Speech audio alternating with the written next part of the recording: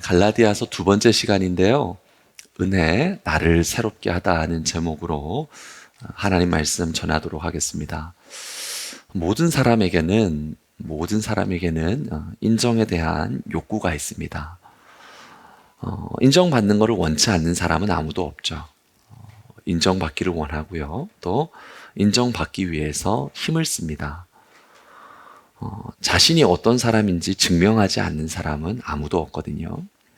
저도 예전에는 명함 받을 일이 잘 없었는데 요즘 근래에는 명함 받을 일이 종종 있습니다. 근데 그 명함을 받다 보면은 어떤 대학을 나왔고 내가 어떤 회사에 소속되어 있고 또 내가 어떤 커리어를 가지고 있는가 이렇게 명함 받을 일들이 생기게 돼요.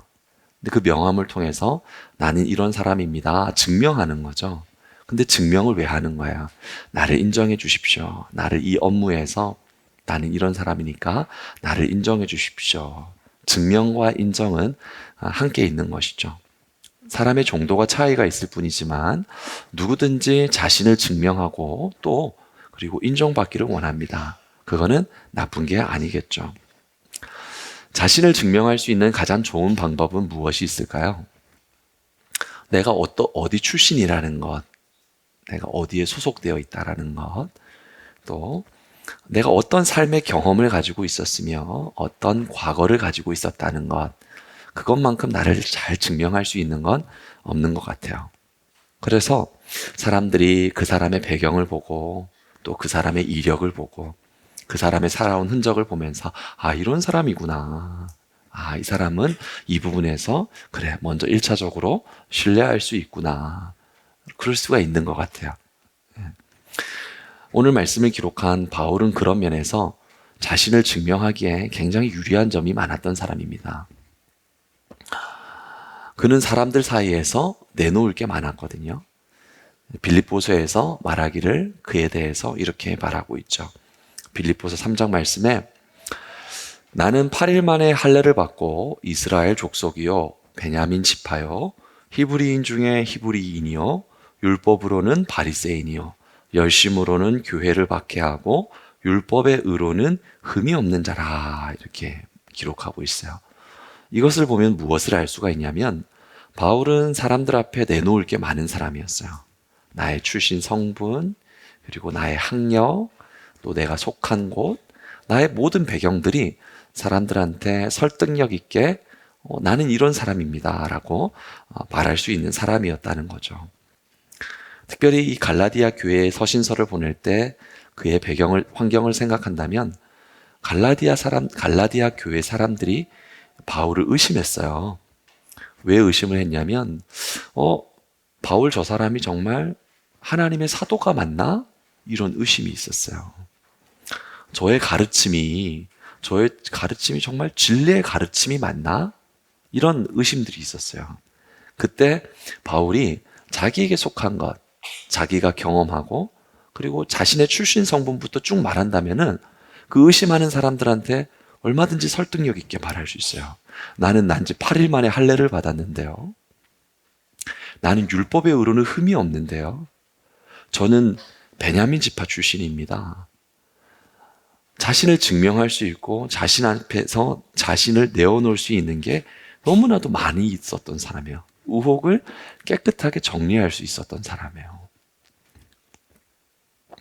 그런데 바울은 갈라디아 사람들에게 나는 이런 사람입니다 말할 수 있을 때 자신이 어떤 사람인지를 말하지 않습니다.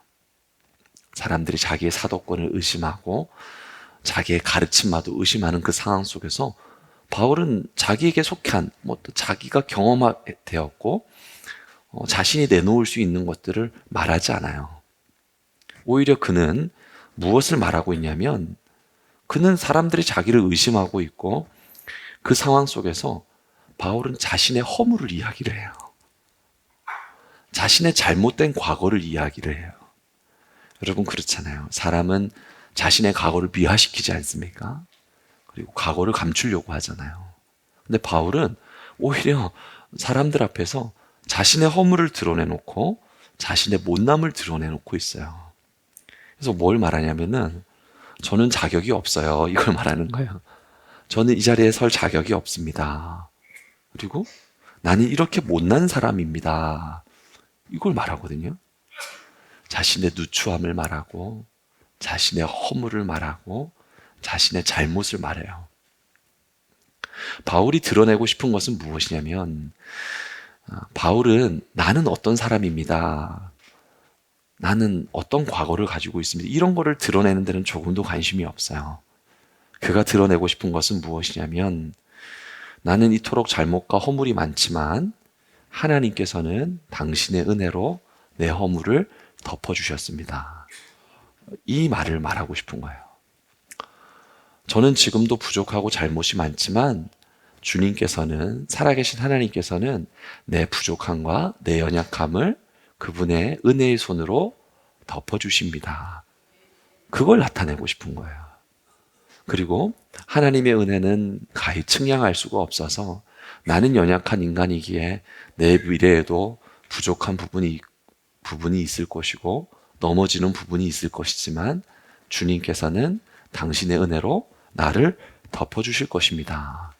바울은 그걸 말하고 싶은 거예요. 바울은 자기가 어떤 사람인지, 자기가 어떤 신앙을 가지고 있는지에는 사람들에게 설득하고 싶은 마음이 없어요. 하나님이 어떤 분인지만 말하고 싶은 거예요. 바울이 그래서 하나님이 어떤 분이십니다 라는 걸 말하기 위해서 자신에 대해서 소개하는 것을 오늘 말씀을 보면 알 수 있거든요. 본문 13절 말씀을 보면 자신에 대해서 소개하기를 이렇게 소개를 하죠. 같이 한번 읽어볼까요? 내가 이전에 들었거니와 하나님의 교회를 심히 박해하고 멸하고 이렇게 말하고 있어요. 우리말 성경에서는 그 의미가 다 풍성하게 드러나지 않아요. 이게 번역의 한계가 되겠죠. 그런데 바울은 내가 어떤 사람입니다를 말하고 싶은데 저는 하나님의 교회를 멸하려고 했던 사람입니다. 하나님의 교회를 박해하려고 했던 사람입니다. 이 말을 하고 있는 거예요. 그가 교회에 대해서, 하나님의 나라에 대해서, 또 하나님의 자녀들, 성도들에 대해서 어떤 태도를 취하였는가를 말하기를 사도행전 8장 3절 말씀을 보면은 이렇게 말하죠. 사울이 교회를 잔멸할 새 각 집에 들어가 남녀를 끌어다가 옥에 넘기니라 이렇게 말하고 있어요. 교회를 잔멸할 때 각 집에 들어갔다 그랬거든요. 그래서 각 집에 예수를 믿는지 안 믿는지를 확인하고 그 집에 들어가서 당신 예수 믿느냐? 예수 믿습니다. 아버지든 어머니든 상관이 없어요. 자녀가 있든 없든 상관이 없어요. 그의 머리채를 붙잡고 그의 옷을 질질 끌어서 그 사람을 끌어내고 가정을 풍비박산시키고 예수 믿는 사람들을 옥에 가두었어요. 그렇게 하나님을 핍박하고 하나님 믿는 하나님의 자녀들을 아주 파괴하려는 사람이었습니다. 자신이 하나님에 대해서 그리고 하나님의 자녀들에 대해서 어떤 태도를 취하였는가를 여기서도 말하는데요. 사도행전 9장 1절 말씀을 보면은 이렇게 말하고 있습니다. 사울이 주의 제자들에 대하여서 같이 읽어보겠습니다. 여전히 위협과 살기가 등등하며 이렇게 말하고 있어요. 하나님의 사람들을 향하여서 살기가 등등했다라고 말하거든요. 여러분 원문을 보면 좀 더 직설적으로 말하고 있는데 직역을 해보면 이렇게 말할 수 있어요. 무엇이라고 말하고 있냐면 사울은 여전히 위협과 살인을 숨쉬며 라는 거예요. 그러니까 무엇이냐면 숨 쉴 때마다 살기가 흘러나오는 거예요. 숨 쉴 때마다. 그 분노가, 그 참을 수 없는 분노가, 그 이글거리는 눈빛이 숨 쉴 때마다 하나님을 향하여서, 교회를 향하여서, 또 예수 믿는 사람들을 향하여서 그것도 잠시가 아니라 계속해서 그 무서운 살기가 어떻게든 파괴시켜버릴 것이고 어떻게든 없애버릴 것이고 잔멸시켜버릴 것이라는 그 끔찍한 잔인함이 계속해서 숨쉬듯이 흘러나왔던 사람입니다. 그래서 오늘 우리가 읽은 말씀에 하나님의 교회를 심히 박해하고 멸하려고 하였다 했는데 이 멸하다는 에프로둔이라는 군사 용어거든요. 군사 용어. 정복하고 짓밟고 없애버리겠다. 멸하다는 말에 그런 뜻이 있는 거야. 아주 살기를 가지고 가정을 망가뜨리는 일이 있다고 할지라도 하나님과 하나님의 사람들을 박해하고 없애버릴 거야. 여러분, 지금 휴전 중이죠. 미국이 이란 전쟁을 했잖아요. 작전명이 에픽 퓨리잖아요. 에픽 퓨리. 그 작전명이 장대한 분노이지 않습니까? 장대한 분노. 그 기사를 보니까 미국과 이스라엘이 이란의 포인트를 한 2만 개를 넘는 포인트를 표적 추적 미사일로 파괴를 시켰다고 그러더라고요. 트럼프 그렇죠? 아무튼 트럼프 입이 좀 골한데 그런 말 했잖아요. 문명세계 이전으로 돌려놓겠다. 문명소 서울을 불바다로 만들기보다 더 무서운 것 같아. 문명세계 이전으로 돌려놓겠다. 그만큼 파괴시켜 놓고 없애버리겠다. 물론 지금 트럼프가 그런 말을 했던 거지만 바울의 마음 가운데 하나님의 교회를 향하여서 성도들을 향하여서 아주 잔멸해버리고 박해해버리고 없애버리겠다. 그런 무서운 분노와 살기를 가지고 있었던 것입니다. 여러분, 성경에서 하나님께서는 무엇이라고 말씀하시냐면은 졸지도 아니하시고 주무시지도 아니하신다 그러시거든요. 그럼 하나님께서, 살아계신 하나님께서 그 모든 상황들을 알고 계시잖아요. 바울이 하나님의 몸된 교회를 얼마나 파괴시키는지, 주님께서 핏값으로 사신 성도들을 얼마나 무너뜨리고 있는지 하나님 그걸 아시잖아요. 졸지도 아니하시고 주무시지도 아니하시니까요. 그럼 하나님은 그 상황에서 바울이 교회를 무너뜨리고 있을 때, 하나님의 사람들을 핍박하고 있을 때 하나님께서는 무슨 일을 하고 계셨을까요?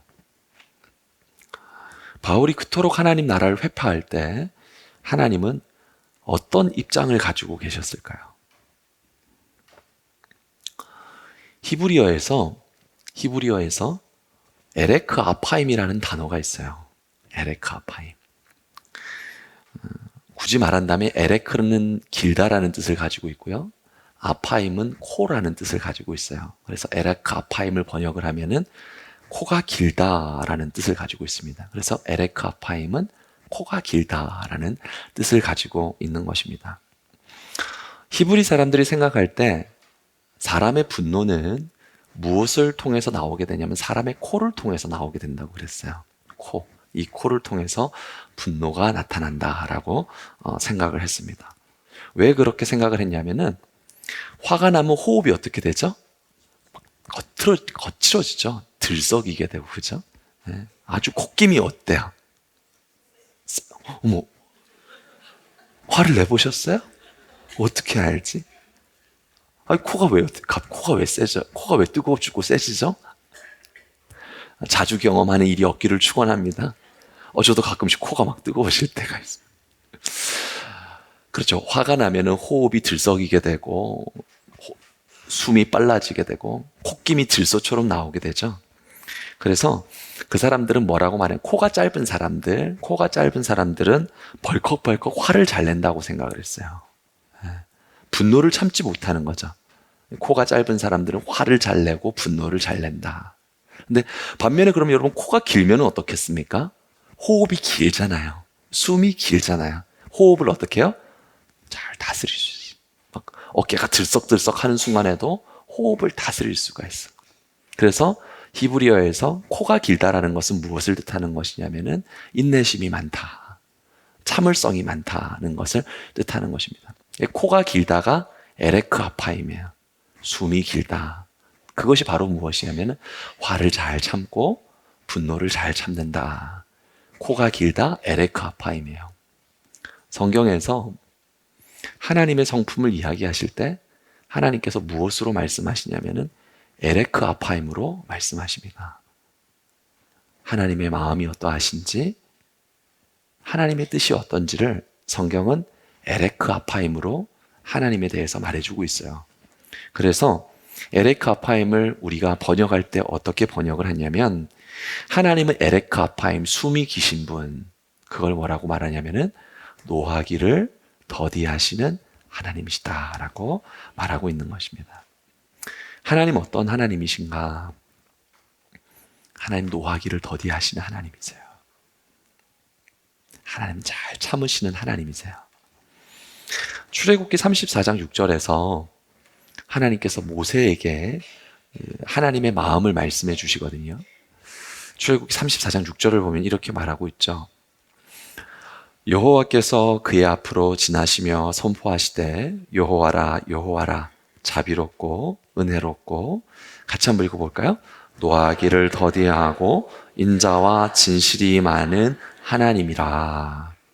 하나님께서 에레크 아파임, 숨이 길다, 노하기를 더디하는 여호와다, 이렇게 말씀을 하거든요. 근데 여러분, 이 선포가 언제 나온 말씀이냐면 금송아지 사건 직후에 나온 말씀이에요. 이스라엘이 하나님을 가장 크게 배신한 자리, 이스라엘이 하나님의 마음을 가장 아프게 한 그 자리에서 하나님은 너무나도 화가 날 수 있는 그 장면에서 주님께서는 무엇이라고 말씀하시냐면은 나는 노하기를 더디하는 여호와라, 이 말씀을 하시는 거예요. 민수기 14장 18절 말씀을 보면 주님께서 이렇게 말씀하시거든요. 같이 읽어볼까요? 여호와는 노하기를 더디하시고 인자가 많아 죄악과 허물을 사하시나. 하나님께서 하나님의 마음에 대해서 말씀해 주는 거예요. 그런데 여러분, 우리 보통 편한 사람하고 이렇게 막 얘기할 수 있잖아요. 저도 뭐 이렇게 식탁에서는 아내랑 편하게 얘기하니까 뭐 좋을 때는 그런 얘기할 수 있는 게, 여보 나 참을성 되게 많은 것 같지, 막 이렇게 막 얘기할 수 있는 것 같아요. 여보 나 되게 성격 좋은 것 같지 않아? 권사님 제 성격 어떤 것 같아요? 그치? 이렇게 이제 주고받을 수밖에 없는 것 같아. 그런데 저랑 안 살아봐서 그래요. 여러분, 좋을 때는 얼마든지 이런 얘기 할 수 있죠. 아, 나 성 잘 안 내잖아. 세상에, 자기가 성 내놓고 막 까먹어. 그죠? 좋을 때는 막 이렇게 얘기할 수 있잖아요. 그런데 정말 분노가 치밀어 오르고 너무나도 마음이 상할 때에는 여러분 여과 없이 나오지 않습니까? 그게 우리 모습이잖아요. 민수기 말씀에서 여호와는 노하기를 더디한다 그랬는데, 이 말씀이 언제 선포된 말씀이냐면은 하나님께서 이스라엘 백성을 이제 젖과 꿀이 흐르는 가나안 땅으로 들어가게 하시려고 가데스 바네아에 이렇게 모이게 하셨어요. 그래서 이제 약속의 땅, 그 복된 땅으로 너희가 들어가게 될 거야. 그런데 그 복된 자리에서 이스라엘 백성이 어떻게 하냐면 하나님 원망하는 거예요. 하나님 불평하는 거예요. 하나님 어디 있냐고 말하는 거예요. 야, 세상에 결혼 기념일이 돼가지고 이제 분위기를 잘 잡고 15주년 기념이니까, 야, 내가 주머니 안에 이제 캐럿 다이아를 딱 준비해 놨는데, 캐럿, 아니 여러분 캐럿이라고, 아니, 캐럿 모르신, 내가 잘못 알고 있나? 준비를 딱 하고 있는데 막 속 긁는 소리만 계속 하는 거야. 결혼하면서부터 상처만 팍팍팍팍 긁어대는 거야. 들소의 콧김으로 변해버리죠. 하나님 그런 상황에서 무엇이라고 말씀하시냐면 여호와는 노하기를 더디하시는 분이시다라고 말씀하시는 거예요. 하나님은 은혜를 모르고 원망하는 자리에서 하나님 노하기를 더디하신 하나님이시다라고 말씀하시는 것입니다. 느헤미야 9장 10절에서도 하나님께서 구약 성경에서 끊임없이 자신의 성품에 대해서 말씀하시거든요. 주께서는 용서하시는 하나님이시라. 은혜로우시며 긍휼히 여기시며 더디 노하시며 인자가 풍부하심으로 그들을, 같이 읽어보겠습니다, 버리지 아니하셨나이다. 하나님 언제 이 말씀을 하시냐면은 광야 이스라엘 백성이 그토록 목이 뻣뻣한 백성이 되어서 하나님께서 그렇게 은혜를 주셨는데도 목이 곧고 주님께서 책망하시는 데는 돌이키는 것 같다가 또 목이 뻣뻣한 자가 되어서 하나님 마음 아프게 하고 참 하나님 슬프게 하고, 그 상황에서 하나님은 뭐라고 말씀하시냐면은 그때 주님께서는 나는 용서하는 하나님이다 이렇게 말씀하세요. 그리고 나는 은혜롭고 너희를 버리지 아니한다라고 말씀하시는 거예요. 여러분, 이게 바로 숨이 길다는 에레크 아파임에 담겨져 있는 하나님의 마음입니다. 바울이 하나님의 교회를 마치 전쟁에서 파괴하는 것처럼 파괴하고 있잖아요. 그리고 하나님의 사람들을 무너뜨리고 있고, 하나님은 그 상황 가운데서 어떤 하나님이셨는가? 하나님은 그런 바울을 향하여서도 참으시는 하나님이셨습니다. 인내하시는 하나님이셨어요.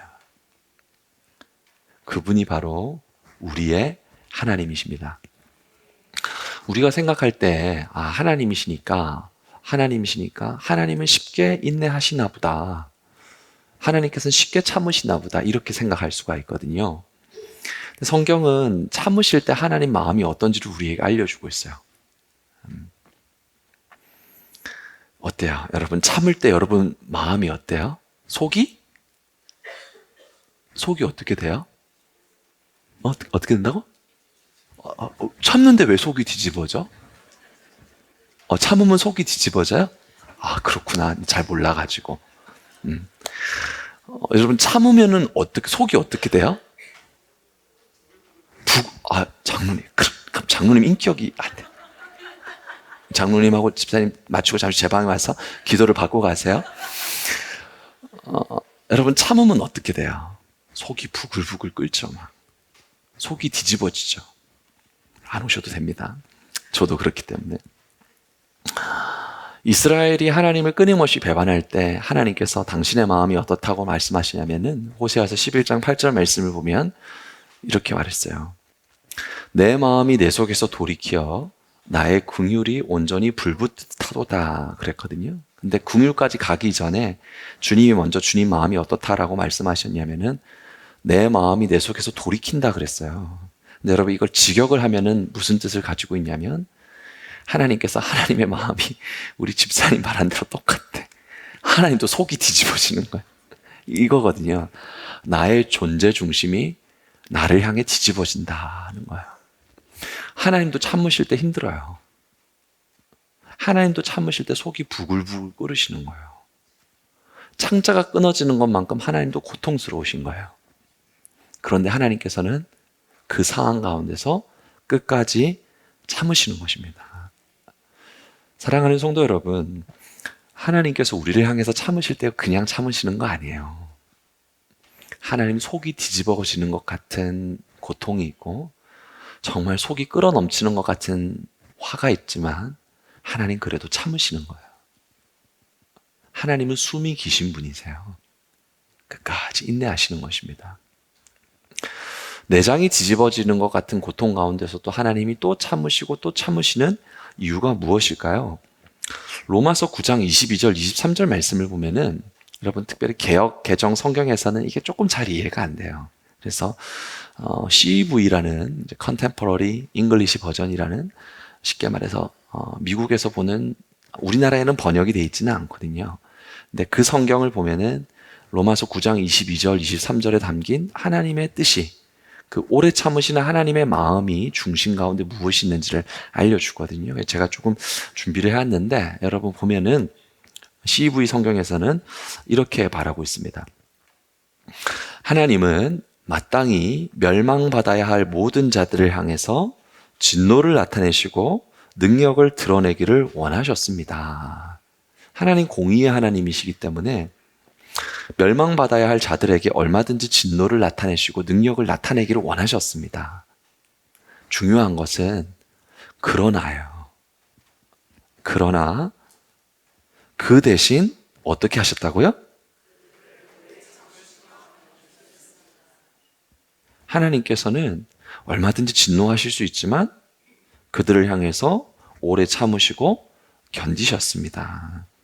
하나님은 영광을 함께 나누도록 택하신 백성들에게, 하나님께서 택하신 백성들에게 무엇을 베푸실 때요? 하나님께서는 긍휼을 베푸실 때 자신이 얼마나 영광스러운 분인지를 드러내시는 것입니다. 하나님께서는 권능의 하나님이시고 능력의 하나님이시죠. 근데 하나님께서는 하나님의 질서는 권능과 능력을 통해서 영광받는 것을 기뻐하지 아니하시고 긍휼과 오래 참음을 통해서 하나님의 영광을 나타내기를 기뻐하시는 것입니다. 바울이 교회를 박해할 때, 바울이 하나님의 사람들을 무참히 짓밟을 때 하나님께서 권능으로 역사하신다면은 하나님이 권능의 하나님이고 진노의 하나님이라는 것 깨달을 수가 있겠죠. 그런데 자비가 많으시고 오래 참으심의 하나님이라는 것은 알 수가 없습니다. 바울이 그토록 교회를 핍박하고 하나님의 사람들을 무너뜨리고 있지만 하나님은 그 순간 가운데도 오래 참으심으로, 그를 향하여 오래 참으심으로, 하나님은 오래 참으시고 자비하시고 인내하시는 분이심을, 그를 통하여 영광 받기를 기뻐하시는 하나님이라는 것입니다. 권능과 오래 참음의 차이, 권능과 오래 참음의 차이. 성경에서 하나님은 만유의 주이심을, 전능하신 하나님을 나타내시죠. 권능을 통해서 역사하시는 하나님이십니다. 여러분, 권능에는 반드시 무엇이 따르게 되냐면은 권능에는 경외가 따르게 돼요. 하나님을 경외하는 은혜의 백성들 될 수 있기를 축원합니다. 권능에는 두려움이 반드시 따르게 돼 있어요. 그 경외함과 두려움에는 하나님의 인정함이 있을 수밖에 없습니다. 하나님이 권능으로 역사하시는 것을 보면은요, 출애굽할 때 애굽의 열재앙 속에서 하나님 권능으로 역사하시거든요. 능력으로 역사하시거든요. 그래서 열재앙 중에서 7번째 재앙을 보면은 우박재앙이 임합니다. 우박재앙. 여러분 한 번씩은 들어보셔서 맞아 생각이 나실 거예요. 근데 그 우박재앙, 하나님의 권능과 능력이 나타났을 때 그 강팍했던 바로가 어떤 반응을 보이는지를 알 수 있거든요. 출애굽기 9장 27절 말씀을 보면은 하나님의 권능이 나타났을 때 바로의 반응이에요. 바로가 사람을 보내어 모세와 아론을 불러 그들에게 이르되 이번은 내가 범죄하였노라. 그러면서 그가 어떻게 인정하죠? 같이 읽어보겠습니다. 여호와는 의로우시고 나와 나의 백성은 악하도다 그랬어요. 하나님의 권능이 나타났을 때 그는 어떻게 고백했냐면 하나님은 의로우신 분이라고 인정을 했어요. 나는 악하다라는 걸 인정을 했다고요. 그런데 하나님의 권능, 하나님의 능력이 멈추어지게 되었을 때 바로는 어떤 모습으로 나오는가를 보면은 출애굽기 9장 35절을 보니까 이렇게 말하고 있습니다. 같이 읽어보겠습니다. 바로의 마음이 완악하여 이스라엘 자손을 내보내지 아니하였으니. 권능이 나타났잖아요. 능력이 나타났잖아요. 근데 바로의 마음은 여전히 어떻죠? 완악한 거예요. 하나님의 권능이 나타났는데, 외부 세계의 기적이 나타났는데 속사람의 변화는 나타나지가 않는 거예요. 8번째 재앙을 한번 볼까요? 8번째 재앙을 보면 메뚜기 재앙이 임하거든요. 더 큰 재앙이 임하게 된 거죠. 그때 바로가 반응하기를 하나님의 권능과 능력 앞에 이렇게 반응을 합니다. 출애굽기 10장 16절 말씀을 보면은 바로가 급히 모세와 아론을 불러서 이르되, 같이 읽어보겠습니다. 내가 너희의 하나님 여호와와 너희에게 죄를 지었으니. 인정을 해요. 죄를 지었음을. 하나님에 대한 인정을 하는 거예요.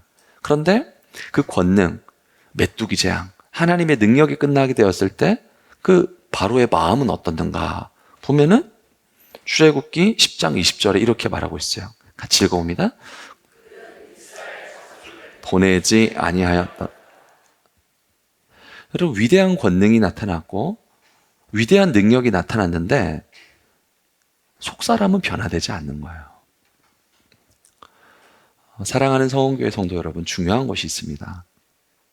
주님께서 역사하시는 시간이 되기를 원하는데요. 권능은 우리의 고장난 심령을 고치지 못합니다. 기적은 우리의 고장난 속사람을 고치지 못해요. 하나님께서 때를 따라서 우리에게 기적도 주시고 병고침도 주시는 것이지만, 근데 그것이 속사람이 변화되는 것은 별개의 문제입니다. 그러나 정말 우리 속사람을 바꾸는 게 있어요. 우리 내면을 시키는 게 있어요. born again. 우리 내면이 다시금 태어나게 하는 게 있어요. 그것은 권능이 아니라 바로 하나님의 은혜가 우리 내면을 변화시키는 것입니다. 하나님의 오래 참음을 깨닫게 되었을 때 우리의 강팍한 속사람이 하나님이 기뻐하시는 심령으로 새롭게 태어나는 것입니다. 그래서 여러분, 은혜가 역사할 때는요, 은혜가 역사할 때는 바위가 깨지지 않아요. 하늘이 갈라지지 않아요. 어떤 기적과 이적이 나타나지 않아요. 그저 그곳에는 죄인을 향한 긍휼과 죄인을 향한 오래 참음과 사랑이 나타날 뿐이에요. 근데 그곳에는 어떤 역사가 있느냐? 바위도 깨지지 않고 하늘도 깨지지 않고 문제는 그대로 있지만 그 속에서 무슨 일이 나타나면 우리 속사람이 새롭게 태어나는 거예요. 우리 내면이 변화가 되는 거예요. 여러분, 삭개오를 보세요. 예수님께서 삭개오에게 찾아가시잖아요. 삭개오에게 찾아갔을 때 바위가 깨지지 않았어요. 우레가 치지 않았어요. 사람들은 삭개오를 향하여서 죄인 중에 죄인이고 이기심에 똘똘 뭉쳐있고 동족들에게 고통을 주는 사람이라고 손가락질했는데 예수님께서, 은혜의 예수님, 자비의 예수님께서는 그저 삭개오에 찾아가시고 삭개오의 친구가 되어줬어요.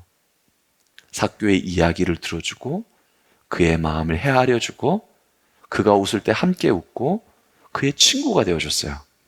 여러분 믿습니까? 성경은 그렇게 말하고 있거든요. 그런데 삭개오에게 하나님의 은혜가 임하고 하나님의 오래 참음이 임하고 하나님의 자비가 임했을 때 바위가 깨지지 않았거든요. 병나음의 역사가 있는 게 아니었거든요. 그저 그곳 가운데 그의 친구, 그를 향한 사랑, 그를 향한 자비, 그를 향한 긍휼이 흘러갔을 때 삭개오가 어떻게 되었느냐? 누가복음 19장 8절 말씀을 보면 이렇게 말하고 있습니다. 우리 같이 한번 읽어보겠습니다.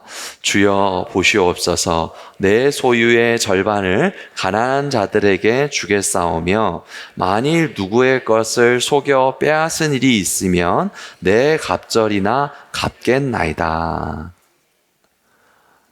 삭개오가요, 그 강팍하던 사람이 뭐라고 말하냐면은 내 소유의 절반을 가난한 자들에게 하나님 나눠주겠습니다. 누구의 것을 속여 빼앗은 일이 있으면 내 갑절로 갚겠습니다. 그래요. 완전히 새롭게 태어나죠. 그런데 바위도 깨지지 않았고 하늘도 열리지 않았어요. 그저 하나님의 자비와 하나님의 은혜가 임했을 뿐이에요. 하나님이 사랑이 임했을 뿐이에요. 근데 그는 새 사람이 됐어요. 여러분, 이게 은혜의 위력입니다. 권능의 위력은 우리를 경외감에 빠뜨릴 수 있죠. 권능은요, 눈이 휘둥그레질 수 있어요. 여러분 아마 지금 한국교회 사라졌지만 예전에 금리빨로 유명한 단체가 있었거든요. 기도하면은 썩은 이빨이 금리빨로 바뀐다고. 그 있었어요. 알파코스라는. 물론 있을 수 있죠. 아마 저기 성서 유니온 건물에서 주일에 교회를 빌려 쓰는데 한다 그러면 여러분 스카프로 얼굴 두르고 가는 분 분명 있을 거예요. 잘못했다는 걸 말하는 게 절대 아니에요. 저도 궁금해서 가볼 수도 있어요. 그런데 놀라지 마세요. 갈 수 있는 거는 문제가 아니에요. 근데 거기서는 내면의 변화는 없어요. 내면의 변화는 없는 거예요. 속사람이 다시금 태어나는 일은 없다고요. 베드로를 보십시오. 베드로가 그토록 하나님 따른다고 했지만 그의 마음이 간사했고 하룻밤 만에 예수님 3번 부인하고 마지막에 저주까지 하고 그 단단한 마음. 그런데 누가복음 22장 61절의 말씀을 보니까 이렇게 말하잖아요. 주께서 돌이켜 베드로를 어떻게 하죠? 보시. 예수님의 눈과 베드로의 눈이 맞닿았어요. 예수님의 그 자비와 한없는 사랑의 눈빛과 이기심으로 가득했던 베드로의 눈빛이 부딪혔다고요. 하나님의 그 긍휼과 안타까움이 담긴 눈빛과 베드로의 그 간사한 눈빛이 만났다고요. 어떻게 되었습니까? 베드로가 주의 말씀 곧 오늘 다 굴기 전에 내가 3번째 나를 부인하라 하심이 생각나서 밖에 나가서 어떻게 했다고요? 심히 통곡. 저는 여기로부터 베드로의 내면의 변화가 일어난다고 생각을 합니다. 여러분, 예수님께서 십자가에서 내려오고 하늘에서 12군단도 더 되는 천사들을 이용해서 예수님을 못 박는 자들을 한 번에 제압을 하고 내가 위대한 하나님의 종이다. 여러분, 그럴 수 있어요. 그런데 그것은 어렸을 때 먹는 음식이라 그랬어요. 장상한 자가 되어서 단단한 자의 음식을 먹으라고 그랬잖아요. 여러분, 우리 내면은 권능과 기적으로 변화되는 게 아니에요. 하나님의 오래 참으심과 하나님의 사랑과 하나님의 긍휼과 하나님의 자비하신 가운데 하나님께서는 하나님 나라를 확장해 가시는 거예요. 이것이 깨달아지고 믿어지는 은혜의 백성들 될 수 있기를 축복합니다. 바울이 하나님의 오래 참으심과 그 하나님의 자비하심과 하나님의 한없는 긍휼을 만나게 되었을 때 어떻게 되었냐면은 멸망받아야 할 진노의 그릇이라 그랬거든요. 멸망받아야 할 진노의 그릇. 로마서 9장 22절을 보면 그렇게 말해요. 하나님의 화를 돋구는 진노의 그릇인데 주님의 오래 참으심과 주님의 자비를 깨닫게 되었을 때 그가 어떻게 새로운 사람으로 변화되었다고 말하냐면은 긍휼과 은혜의 그릇으로 새롭게 태어났다고 말하고 있어요. 하나님의 오래 참으심, 하나님의 자비하심, 하나님의 에레크 아파임, 분노를 터뜨리지 않는 것 가운데 바울의 심령이 하나님의 진노의 그릇, 하나님의 속을 뒤집어 놓는 그릇이었는데 그 주님의 오래 참으신 가운데 주님이 기뻐하시는 긍휼의 그릇으로, 자비의 그릇으로, 은혜의 그릇으로 여러분 새롭게 태어나게 된 겁니다. 그래서 바울은 이거를 이렇게 말해요. 에베소서 말씀에 3장 8절부터의 말씀을 보면은 모든 성도 중에 지극히 작은 자보다 더 작은 나에게 이 은혜를 주신 것은 측량할 수 없는 그리스도의 풍성함을 이방인에게 전하게 하시고, 같이 읽어볼게요. 영원부터 만물을 창조하신 하나님 속에 감추어졌던 비밀의 경륜이 어떠한 것을 드러내게 하려 하심이라. 중요한 말을 하고 있죠. 어떤 말을 하고 있습니까? 만물을 창조하신 하나님 속에 감추어졌던 비밀의 경륜이라 그래요. 비밀의 경륜. 여러분, 이단들이 사람을 미혹시키는 게 뭐냐면 뭐라고 하죠? 창세 이후에 감추어졌던 비밀이 드러났다, 막 이런 거 있거든요. 저도 예전에 지하철 탈 때 보면은 유료 광고 게시판이니까 어떤 이단 단체겠죠. 뭐 신천지가 될 수도 있겠지만 12만 7천의 비밀이 드디어 역사 가운데 나타나게 되었다. 비밀의 경륜. 마치 정말 뭐라고 말해야 돼? 자기들만 알고 있는 비밀처럼. 마치 나만 받고 있는 비밀처럼. 근데 바울은 그렇게 말하지 않아요. 바울은 만세전에 만물을 창조하신 하나님 속에 감추어진 비밀이 지금 이 땅 가운데 드러나게 되었는데 바로 그것은 무엇을 말하는 것이냐면 그것은 바로 이거예요. 은혜가 사람을 변화시킨다는 것입니다. 여러분, 다른 데서 가르침 준다고 너무 미혹되고 관심 갖지 마세요. 비밀의 경륜은 그런 게 아니에요. 비밀의 경륜은 예수 그리스도입니다. 비밀의 경륜은 나 같은 죄인을 위하여서 그 아들 예수 그리스도가 십자가에 죽기까지 내게 은혜를 베풀어 주시고 내게 사랑을 베풀어 주신 것이 바로 만세전에 만물을 창조하신 하나님 안에 감추어진 비밀인 것입니다. 그 비밀이 드러나게 되었을 때 그가 깨달은 것이 무엇이냐면 내가 하나님을 향해서 그토록 주님을 마음 아프게 하고 주님의 사람들을 핍박하던 사람이었는데 그 은혜를 알게 되었을 때 나를 향하여 오래 참으신 그 하나님의 인내하심이 감사하여서 나 또한 주님의 사랑과 주님의 은혜로 긍휼을 베푸는 그 은혜 그릇으로 나오게 되더라. 이것을 말씀하는 거예요. 여러분, 이게 복음이에요. 너무 기적에 현혹되지 마세요. 하나님 필요하면 주세요. 그런데 하나님은 사람을 변화시키고 세상을 변화시키는 게 권능과 기적으로 여러분 변화시키는 게 아닙니다. 아니에요. 단지 권능과 기적이 나타날 때 인정은 있어요. 두려우니까. 그런데요, 시간이 지나면 다시금 마음이 강팍해지게 되는 거예요. 하나님의 안에 감추어진 비밀의 경륜은 무엇이냐면 오래 참음 속에서, 자비하심 속에서, 긍휼 속에서, 그것이 심령과 맞닿게 되었을 때 진노의 그릇이 긍휼의 그릇으로 거듭나게 된다는 것입니다. 바울이 왜 위대한 사도였을까요? 바울이 왜 위대한 사도였을까요? 여러분, 바울이 왜 위대한 사도라고 생각하십니까? 그의 뭡니까? 그의 앞치마만 갖다 놔도 사람이 살아나서 위대한 사도일까요? 그가 탁월하고 많은 교회를 세워서 위대한 사도일까요? 그가 깊은 신학을, 누구도 알지 못하는 신학을 가졌기 때문에 위대한 사도일까요? 성경은 그렇게 말하지 않아요. 그가 많은 교회를 세웠고, 그가 깊은 신학을 가지고 있고, 그가 권능을 가지고 있다고 해서 위대한 사도라고 말하지 않아요. 바울이 위대한 사도가 되는 이유는 무엇이냐면 디모데전서 1장 16절에 이렇게 말하고 있습니다. 그가 위대한 사도가 될 수 있는 것은 내가 긍휼을 입은 까닭은 같이 읽어보겠습니다.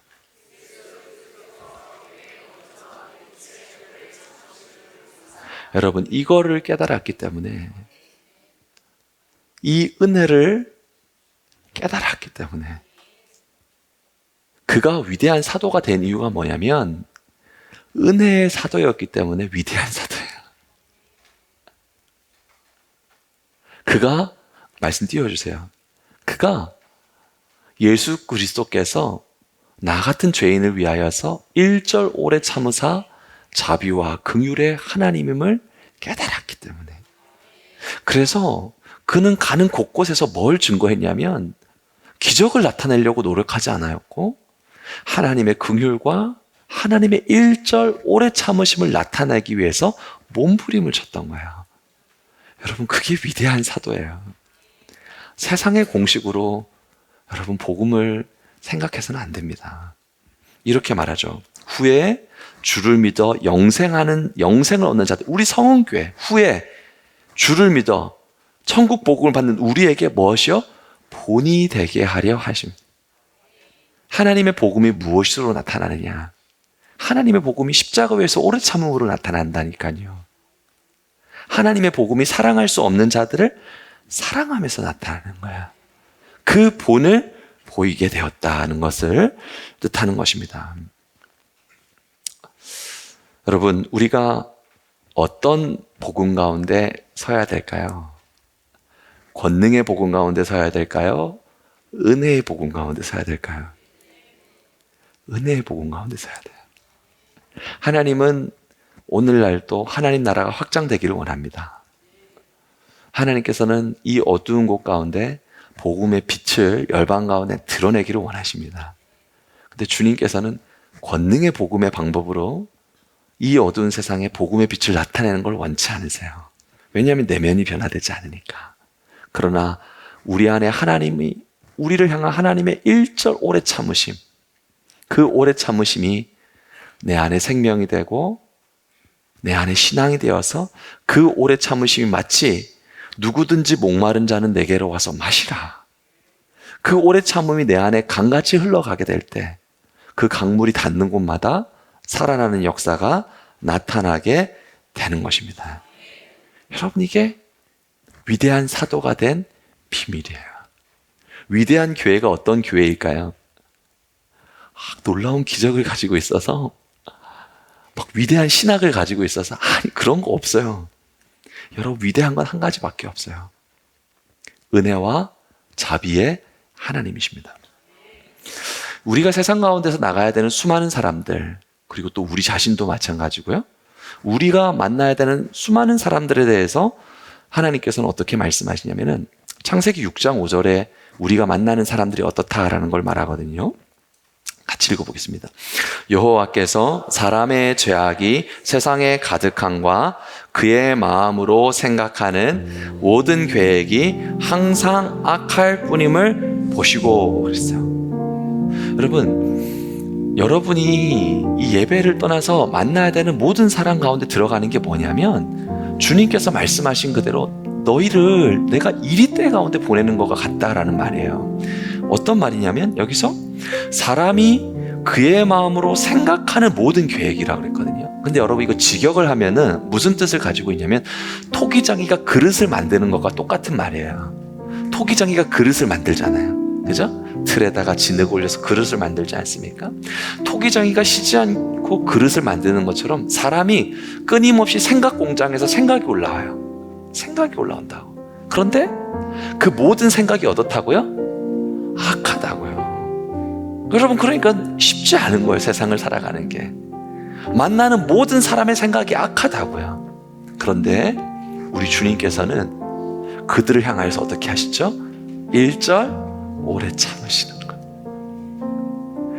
그 은혜의 사람으로 설 수 있기를 축원합니다. 우리 부족하죠. 여러분 어때요? 저는 한 주간 이 말씀을 묵상하고 또 묵상하면서 바울이 성전을 파괴했잖아요. 하나님 교회를 파괴했잖아요. 근데 제가 이 말씀을 묵상하는데 내가 하나님 성전을 파괴하고 있더라고. 내가 왜 하나님 성전을 파괴하고 있냐면 고린도전서 6장 19절에 이 말씀이 있거든요. 같이 읽어볼까요? 너희 몸은 너희가 하나님께로부터 받은 바 너희 가운데 계신 성령의 전인 줄을 알지 못하니. 하나님의 성전이 우리 안에 있는데 내가 성전을 무너뜨리고 있더라고요. 어떻게 무너뜨리고 있냐면 미움으로 무너뜨리고 있고 낙심으로 무너뜨리고 있고 절망으로. 내가 에피르든 군사적인 용어로 하나님의 성전을 바울이 막 망가뜨렸던 것처럼 나도 하나님의 성전을 너무 무너뜨리고 있더라고요. 누가 좀 잘못하면은 그거 기억하고 미워하고, 조금 어려운 일 생기면 낙심하고 절망하고. 하나님 계셔야 되는 거룩한 성전인데 내가 너무너무 하나님 성전을 무너뜨리고 있더라고요. 내가 나를 보니까 너무 한심한 거예요. 근데 하나님께서 저를 불쌍히 여기시더라고요. 사랑하는 아들아, 내가 너를 향하여 인내하노라. 사랑하는 아들아, 내가 너를 향하여 오래 참으며 내가 너를 내 안에 품고 있노라. 제가 거기서 정말 영원히 회복되더라고요. 여러분, 우리 있잖아요. 우리 너무 연약함이 많아요. 우린 너무나도 주님의 성전을 무너뜨리고 있고, 우리 너무나도 쉽게 절망하고, 너무나도 쉽게 미워하고. 그게 우리 모두의 모습이지 않습니까?